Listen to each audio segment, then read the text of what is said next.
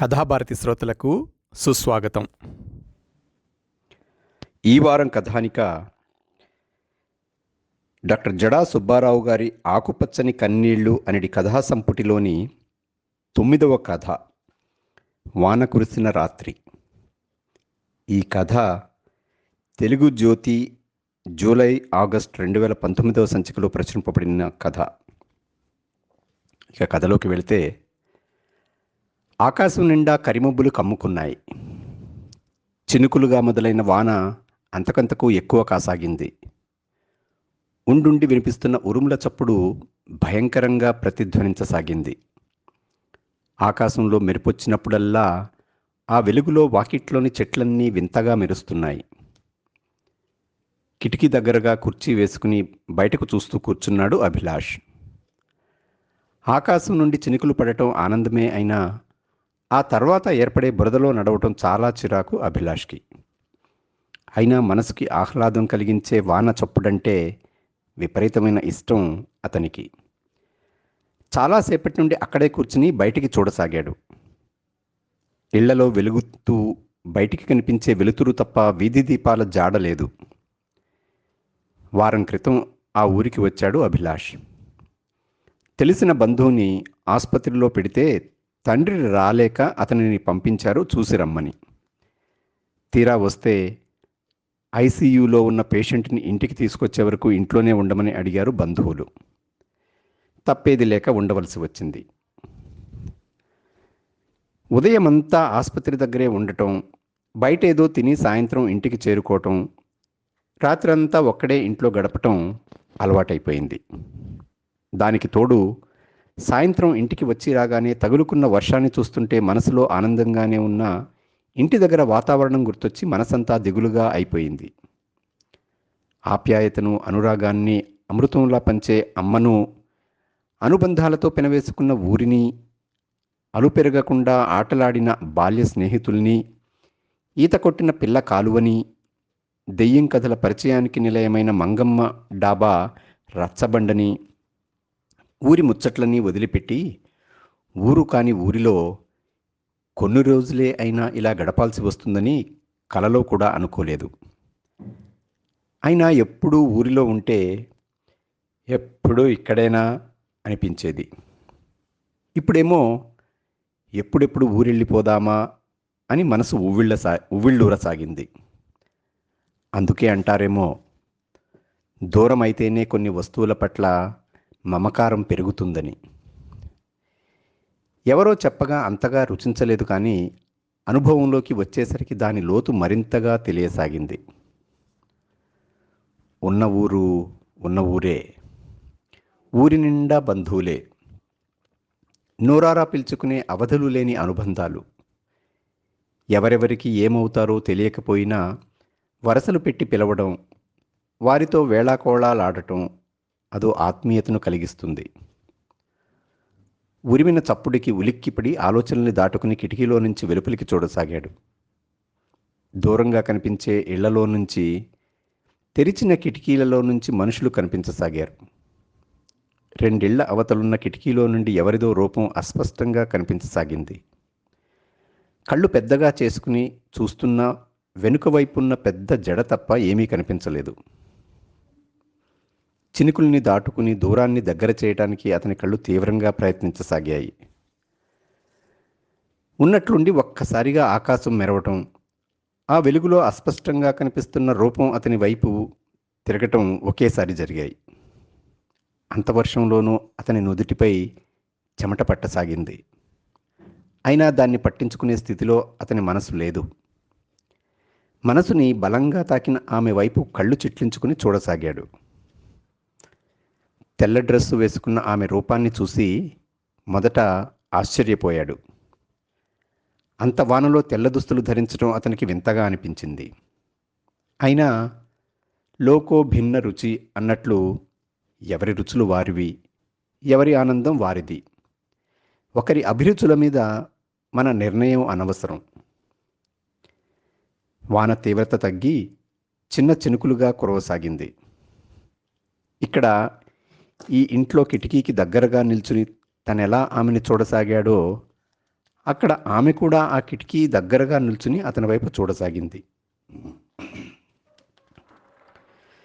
ఒకరినొకరు చూస్తున్న భావన కలుగుతుంది తప్ప ఎవరి చూపు మీద మరొకరికి స్పష్టత లేదు. అసలు నన్నెందుకు చూస్తారు అనే అనుమానంతో ఒకరినొకరు చూసుకుంటూ అలాగే నిల్చున్నారు. అభిలాష్కి అంతా అయోమయంగా ఉంది. ఫ్యాను గాలికి ఎగురుతున్న ఆమె కురులు చూస్తూ కాసేపు అలాగే నిల్చున్నాడు. ఆమె తనని గమనిస్తుందో లేదోనని పరీక్షించడానికి కిటికీకి మరింత దగ్గరగా నిలబడి హాయ్ అన్నట్లు చేయి ఊపాడు. చూసిందో చూడలేదో అర్థం కాలేదు. అయినా ఆశ చావక రెండోసారి హాయ్ అన్నట్లు మళ్ళీ చేయి పైకెత్తాడు. కాసేపటి తర్వాత అవతలి కిటికీలో నుంచి అలజడి మొదలైంది. తననో కాదో అనే సందిగ్ధంతోనూ, నన్నే అయితే అంత ధైర్యంగా పిలుస్తాడా అనే భావంతోనూ ఆమె అటూ ఇటూ కదలడం స్పష్టంగా కనిపించసాగింది అభిలాష్కి.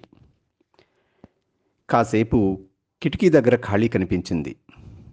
ఆమెతో పాటు వేరే వాళ్ళెవరూ అటువైపు వచ్చినట్లు అనిపించలేదు. గుండెల్లో భయం మొదలైంది అభిలాష్కి. ఊరు కాని ఊరిలో తనెందుకు ఇలా చిక్కుబడిపోయాడో అర్థం కాలేదు. ఒకవేళ తనని తప్పుగా అర్థం చేసుకుని ఆ అమ్మాయి తన తల్లిదండ్రులతో వస్తే తన పరిస్థితి ఎలా ఉంటుందో ఊహించుకోవడానికే భయంగా అనిపించింది. అసలు ఆమెను చూసినవాడు ఊరుకోకుండా చెయ్యెందుకు ఊపినట్లు? మనసంతా గజిబిజిగా అనిపించసాగింది. బయట వాన కురుస్తున్న ఒళ్ళంతా చెమటతో తడిసిపోసాగింది. నిమిషాలు వేగంగా దొర్లిపోతున్నాయి. అసహనంగా భయంగా గదిలో తిరగసాగాడు అభిలాష్. కాసేపటి తర్వాత తలుపు చప్పుడయింది. ఒక్కసారిగా అభిలాష్ గుండె జల్లుమంది. ఇంత వానలో ఇక్కడికి వచ్చేదెవరు? వారం నుంచి ఉంటున్న చుట్టుపక్కల వారితో అంతగా పరిచయాలు కూడా లేవు. మనసును తొలిచేస్తున్న ప్రశ్నల్ని దాటుకుంటూ వెళ్ళి తలుపు తీశాడు. ఎదురుగా కనిపించిన దృశ్యం చూసి శిలలా నిలబడిపోయాడు అభిలాష్. వానలో తడిసిన గొడుగును పక్కన పెడుతూ హాయ్ అన్నట్లుగా చేయి ఊపింది ఇందాక తను చూసిన అమ్మాయి. చుట్టూ చూశాడు భయంగా. అసలే పల్లెటూరు. ఇంత జరిగితే అంతంత చేసి చెప్పుకుంటారు. పైగా అర్ధరాత్రి, భోరున కురుస్తున్న వర్షం. ఈ వేళలో ఎవరైనా ఇద్దరినీ అక్కడ చూస్తే నిప్పు లేకుండానే కొంపలంటుకుపోవటం ఖాయం. ఆలోచనలతో సతమతమవుతున్న అతన్ని చూస్తూ కనీసం లోపలికి కూడా రమ్మనరా అంది చొరవగా. కోటి కోకిలల సమ్మోహన రాగం చెవులలో ప్రతిధ్వనించింది. చప్పున ఈ లోకంలోకి వచ్చాడు అభిలాష్. పక్కకి తప్పుకొని లోపలికి రమ్మన్నట్లుగా సైగ చేశాడు. మనసులో భయంగా ఉన్న అదృష్టం ఈ విధంగా కలిసొస్తుందన్న కలలో కూడా ఊహించలేదు. కొంతమందికి అవకాశాలు అంతగా కష్టపడకుండానే అప్రయత్నంగా కలిసి వస్తాయి. వాటిని వాడుకోవటం, వదిలిపెట్టడం అనేది వారి మీద ఆధారపడి ఉంటుంది. కొన్ని పనులు సాధించటానికి కొంతమంది విపరీతంగా శ్రమిస్తారు. కానీ వాటి ఫలితాలు అందేసరికి వాళ్ళు తమ జీవితాన్ని చాలా నష్టపోతారు. అభిలాష్కి ప్రయత్నం లేకుండానే అవకాశం వచ్చింది. ఉబ్బి తబ్బిబ్బవుతున్నాడు మనసులో. కానీ పైకి కనబడకుండా మామూలుగా ఉన్నాడు. ఇద్దరూ ఎదురెదురుగా చిరక కుర్చీలో కూర్చున్నారు. బయటపడుతున్న చినుకుల చప్పుడు తప్ప ఇద్దరి మధ్య మాటలు లేవు. చెయ్యెత్తారు, వచ్చాను, ఏమీ మాట్లాడకుండా అలాగే కూర్చున్నారు అంది. ఏదో అనుకోకుండా జరిగిపోయింది. ఏమని చెప్పాలో తెలియలేదు.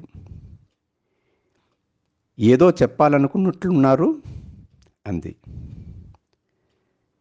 ఏదో చెప్పాలని కాదు, కానీ మీరు బాగున్నారనిపించి పూర్తి చేయలేక ఆగిపోయాడు. బాగుంటే చెయ్యెత్తేస్తారా? మాటలో కోపం ధ్వనించింది. పోనీ నేను చెయ్యెత్తితే మాత్రం మీరు గొడుగేసుకుని వచ్చేస్తారా? అటో ఇటో తేల్చేయాలని మాట్లాడాడు. కానీ వచ్చిన అవకాశం ఎక్కడ చేజారిపోతుందోనన్న మనసులో భయపడసాగాడు. అవకాశం అంటే అమ్మాయితో మాట్లాడాలని ప్రయత్నించడమా? లేక ఆమె నుంచి ఇంకేదైనా కోరుకుంటున్నాడా? తన వయసులో జీవితాన్ని అనుభవించాలనుకోవటం తప్పు కాదు. అలాగని అదే పనిగా ఆ ఊహలతో ఉండటం కూడా మంచిది కాదు. ఇంతకీ ఎందుకొచ్చారో చెప్పనే లేదు అన్నాడు. కాసేపటి తర్వాత, ఇంట్లో ఎవరూ లేరు. మా అమ్మమ్మ వాళ్ళింటికి సెలవులకి వచ్చాను. ఈరోజు వెళ్ళాల్సింది, కానీ వాన వల్ల ఆగాల్సి వచ్చింది. చెప్పడం ఆపి ఆగింది. ఇద్దరూ ఒకే పరిస్థితిలో ఉన్నారు. చుట్టాలింటికి రావటం, కాకతాళీయంగా కలవటం, వానలో ఇంత దగ్గరగా కూర్చుని మాట్లాడటం అంతా కొత్తగా అనిపించసాగింది. ఆమెతో మాట్లాడకముందు ఆమె మీద ఏర్పరచుకున్న అభిప్రాయాలు తప్పుగా అనిపించాయి అభిలాష్కి. మనసులో తప్పు చేయాలని ఉన్నా కొన్నిసార్లు పరిస్థితులు సహకరించవు. కొన్నిసార్లు అవకాశాలు వాటంతట అవే వస్తాయి. కానీ మనసులో ఏదో తప్పు చేస్తున్నామన్న భావన అంతర్లీనంగా ఉంటుంది. స్నేహితులతో కలిసి అమ్మాయిలకు సైట్ కొట్టడం, వాళ్ళని సరదాగా ఆట పట్టించడం మాత్రమే అతనికి ఇప్పటి వరకు అనుభవంలో ఉంది. అనుకోకుండా ఇప్పుడు ఇలా జరగటం ఎందుకో మనసును పట్టి గట్టిగా కుదపసాగింది. అందుకే ఏదో పొరపాటుగా ప్రవర్తించానేమో, సారీ అన్నాడు అభిలాష్. అంటే వెళ్ళిపోమని అర్థమా? కలువల్లాంటి కళ్ళు తళతళలాడాయి. అలా కాదు, అనుకోకుండా పొరపాటు జరిగిందని చెప్తున్నాను. మిమ్మల్ని వెళ్ళమని కాదు అన్నాడు. అంటే ఉండమంటున్నారా? మీతో మాట్లాడటం కష్టమే. అయితే కష్టం లేనివే మాట్లాడండి. మీ గురించి చెప్పండి అంది. వాతావరణం ఆహ్లాదంగా ఉంటే చర్చలు మొదలుపెట్టడం భావ్యం కాదేమో. ఆహ్లాదంగా ఉందని అనుభవాల కోసం వెంపర్లాడడం కూడా అంత మంచిది కాదు అంది. చల్లకొచ్చి ముంత దాస్తున్నారు అన్నాడు. బోర్ కొడితే నా వయసు వాళ్లతో మాట్లాడాలనుకోవటం తప్పు కాదుగా. తప్పు కాదు. అయినా ఇంత రాత్రిలో ఒక అబ్బాయితో ఒంటరిగా ఇలా ఉండటం అంటే ఏమీ ఆశించకుండానే జరుగుతుందా? సరే అయితే నేనిక వెళ్తాను. లేవడానికి ప్రయత్నించింది. గుండెల్లో రాయి పడింది అభిలాష్కి.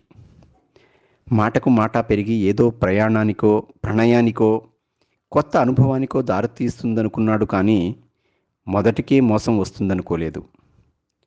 అందుకే కంగారు పడుతూ, అయ్యయ్యో, నా ఉద్దేశ్యం అది కాదండి అన్నాడు. మరి ఏమిటంటారు? అయినా పిలవకుండానే వచ్చాననే చులకనా? అంటే అంటే మీకొక విషయం చెప్దామని ఆగిపోయాడు సందేహంగా. చెప్పండి కళ్ళెగరేసింది. సంబంధం సాప్తపదీను అంటారు. ఇప్పటిదాకా ఏదో ఒకటి మాట్లాడుకున్నాం. అందువల్ల మనం స్నేహితులమైనట్లే. ఆ చొరవతోనే చెప్తున్నా. మీరంటే నాకిష్టం. పూర్తి చేయకుండా ఆగిపోయాడు. కలిసి కాసేపు కాలేదు, అప్పుడే ఇష్టం ప్రేమ అంటున్నారే, పద్ధతి కాదేమో. ఆగింది. నేను బయటపడ్డాను, మీరు మనసులోనే ఉంచుకున్నారు అన్నాడు. అన్నాడే గాని తనేమి మాట్లాడుతున్నాడో తనకే తెలియట్లేదు. తన మాట తనకే కొత్తగా ఉంది. వెళ్తానన్నట్లుగా లేచి 2 అడుగులు ముందుకేసింది. తలుపు దగ్గరికెళ్ళి గడియ తీయాలని ప్రయత్నించింది. అంతలోనే ఏమనుకుందో ఏమో గాని మళ్ళీ వెనక్కి వచ్చి అభిలాష్ ఎదురుగా కూర్చుంది. 2 నిమిషాల మౌనం తర్వాత, అబ్బాయి అమ్మాయి కలుసుకోవటంలో ఆంతర్యం, ఇష్టం, ప్రేమ అనేవి లేకుండా ఇంకేమీ ఉండవా? కుదిరితే స్నేహితుల్లా సరదాగా మాట్లాడుకోవచ్చు, అనేక విషయాల మీద చర్చించుకోవచ్చు. అయినా ఈ టైంలో రావటమే నా మీద మీకు చులకన భావం కలిగించి ఉంటుంది. అటువంటి భావం మీలో కలిగించి ఉంటే మన్నించండి. పరిస్థితులు అనుకూలించాయని తప్పులు చేయటం, వాటి ఫలితాన్ని అనుభవిస్తూ అనుక్షణం బాధపడుతూ జీవితాన్ని గడపటం నాకిష్టం ఉండదు. మనల్ని కనిపించిన తల్లిదండ్రులున్నారు, మన చుట్టూ సమాజం ఉంది. వాళ్ళ కళ్ళు కప్పి తప్పులు చేయటానికి అనేక అవకాశాలు వస్తాయి. కానీ అంతరాత్మను కాదని తప్పులు చేయలేము. బాయ్. తలుపు తీసుకుని వెళ్ళిపోయింది. గాలి ఘనీభవించింది. ఆమె వెళ్ళిన వైపే చూస్తూ స్థాణువులా నిలబడిపోయాడు అభిలాష్. మెరుపు మెరిసి మాయమైంది. వాకిలంతా చీకటితో నిండిపోయింది. ఇదండి ఈ వారం కథ. డాక్టర్ జడా సుబ్బారావు గారి ఆకుపచ్చని కన్నీళ్ళు అనేది కథా సంపుటిలోని 9వ కథ వాన కురిసిన రాత్రి. ఈ కథ జూలై ఆగస్ట్ 2019 సంచిక తెలుగు జ్యోతి అనేది పత్రికలో ప్రచురింపబడిన కథ.